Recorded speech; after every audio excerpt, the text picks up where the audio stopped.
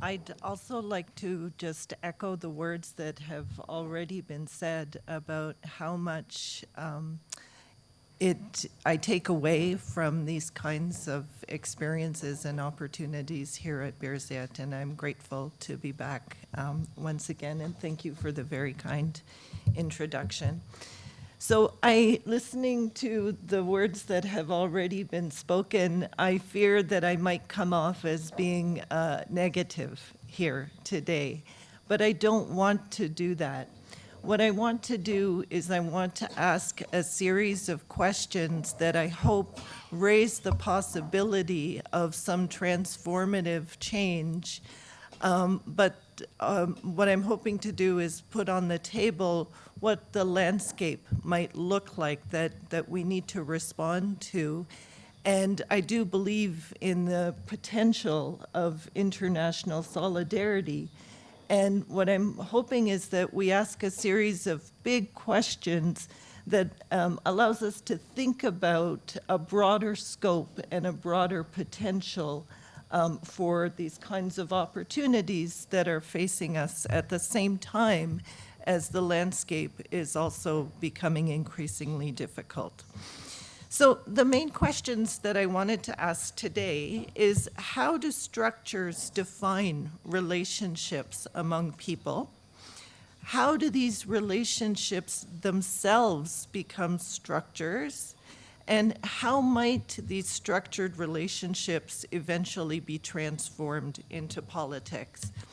And the structures that I'm talking about are international development assistance.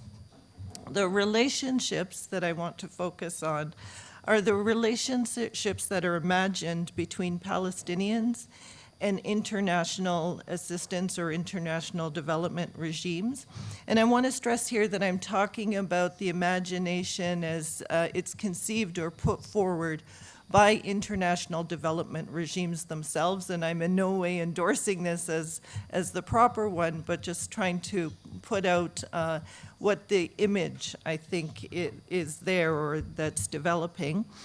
And then when I talk about practical politics, I'm talking about the question of who owes what to whom in international relations. So we heard yesterday about international development assistance, and we all know that Palestine is, or until recently, was the recipient of significant per capita aid from the international community. And we also know that since aid has begun to flow, Palestinian economic circumstances have deteriorated. And there's some very good and excellent work by people in this room on this very issue. And these are, of course, very important questions, but I wanted to shift the discussion a little bit and ask about the significance of aid and how aid has helped to recast the discursive or conceptual framework and the institutional landscape that helps define how the international community, if we can euphemistically call the collection of states an international community, how this international community comes to engage with Palestine. And I think if we look over the last decade or slightly more, it's fair to say that the aid regime has displaced or is displacing, in the process of displacing, international law and institutions as the main mechanisms through which northern states try to engage with Palestine. And the significance of that, I think, is by reconfiguring their relationship to Palestine through the lens of development aid rather than international law, northern states can imagine themselves as charitable actors that have extended generosity to Palestine and Palestinians, rather than high contracting parties under international law that owe duties to a nation under occupation. At the same time, this aid relationship perpetuates and creates an image of Palestinians as a people in need of technical assistance rather than liberation. And let me take Canada as an example. Although it's a fairly small player on the global development aid scene, Canada gives, relatively speaking, some significant aid to Palestine. It's considered a leader in the justice sector, the so-called justice sector, for example, and it remains, at least to date, a supporter of UNRWA. But at the same time that Canada has increased its aid to Palestine, Canadian governments have also taken very deliberate steps to cut off Palestinian appeals to international law and institutions. So, for example, when the idea of going to the International Court of Justice to ask for an advisory opinion on the legality of the wall was first made, Canada was one of the first states to ask the court not to agree to give an advisory opinion. And this obstructionist behavior has largely continued. So Canada voted against the Palestinian bid to become a non-member observer state in 2012. And in fact, our Foreign Minister of Affairs at the time, John Baird, made a special trip to the United Nations to speak against the Palestinian bid. The same government criticized UNESCO for recognizing Palestinian statehood, and it chastised the high contracting parties to the Geneva Convention for wanting or seeking to address Israeli violations under that convention in 2014. Canada's also made special efforts behind the scenes to keep Palestinians from ratifying international treaties. So on January 23rd, 2015, the UN filed a formal notice that Canada made objecting to a decision by the Palestinian Authority to join the Convention on Cluster Munitions. That same month, January 2015, Canada unequivocally opposed 15 separate Palestinian attempts to join various UN treaties, conventions, or protocols. Now, why would this be the case? Well, one of the reasons is that the capacity to enter into international relations is an indicator or a mark of sovereignty under international law. And rather than cultivate the markers of sovereignty through various efforts and means, as other nations or peoples do, Canada insists the Palestinians must negotiate with Israel for their sovereignty. And of course, this insistence on negotiations rather than international law as the path to sovereignty represents an attempt to domesticate and subsume Palestinian sovereignty claims into Israeli politics. And just as an aside, this is exactly what Canada did to Indigenous peoples in Canada. It used to be a nation-to-nation relationship, and systematically claims to sovereignty and claims to international capacity were reduced and taken away so that the relationship was no longer nation-to-nation, but Indigenous peoples under Canadian sovereignty. Moreover, by giving aid while seeking to cut off Palestine and Palestinians from international law, Canada is inverting and rewriting answers to the questions of who owes what to whom. So when you look at the relationship, right, or these questions, who owes what to whom under the lens of international law, northern states like Canada owe Palestinians significant duties. And these duties are rooted in various sources, and I understand that they're contested, and I understand that international law is not necessarily a utopia either. It is political and has been used in ways that have helped to undermine Palestinian self-determination claims. But there's still duties in international law.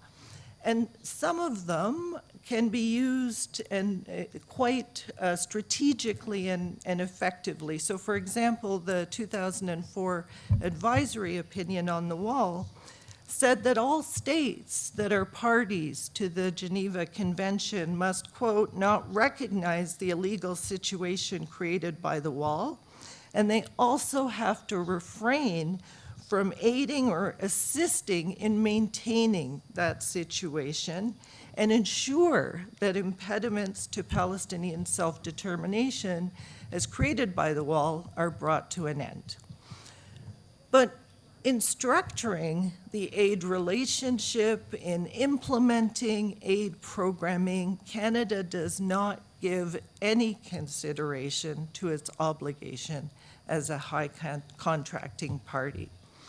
And so by privileging aid as the main site in which it engages with Palestine and Palestinians, it inverts the set of duties and obligations and recasts this relationship that defines, right, who owes what to whom. In the process, it allows itself the illusion that it is a charitable actor that has extended generosity to Palestine, rather than a party to a convention that requires that it owes duties to Palestinians. Okay.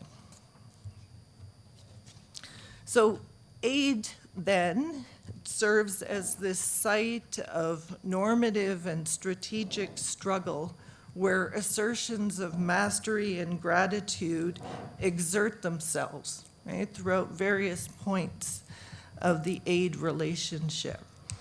And I think this is the legacy of a charity model of aid that has come or is coming to dominate Palestinian international relations. And so, of course, this is not a positive picture in itself.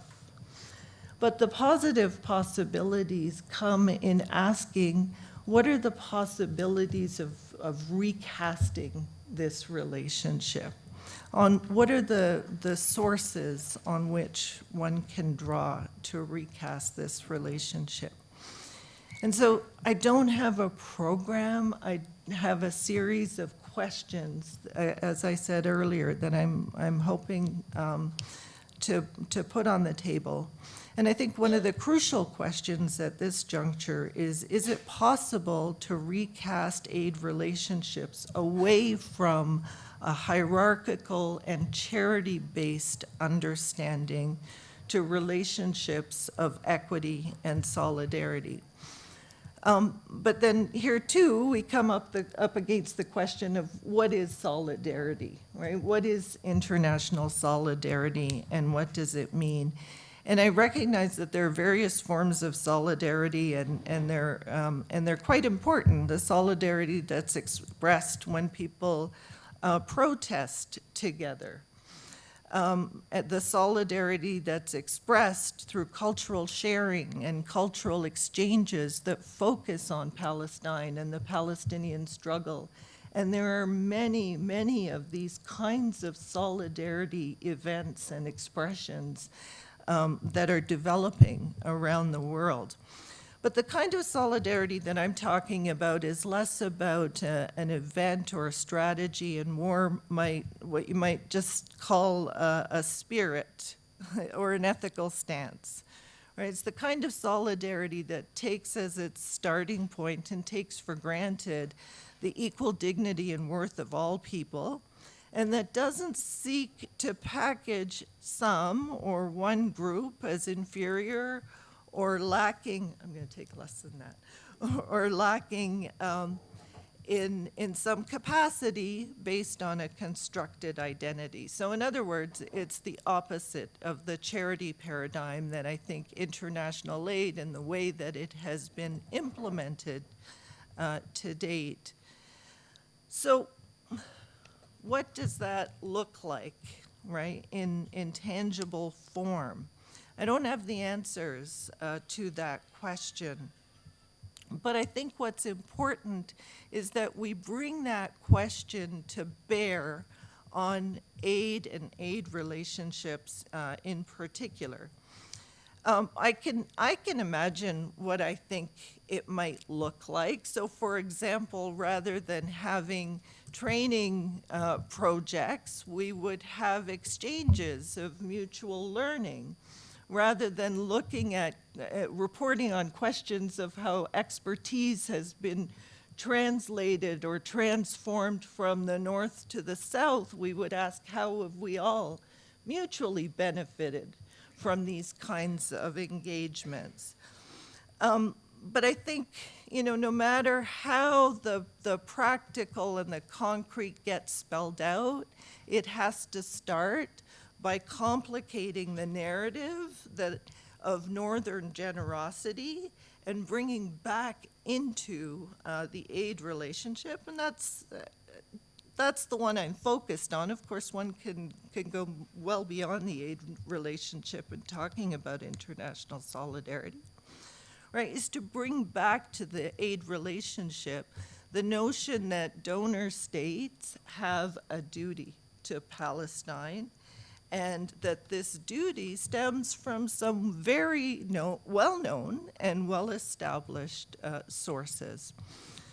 So, I've been told that I have 5 minutes. I'm not going to take 5 minutes. I'm just going to end here by just observing again that I think we are at a strategic and fluid moment of possibilities.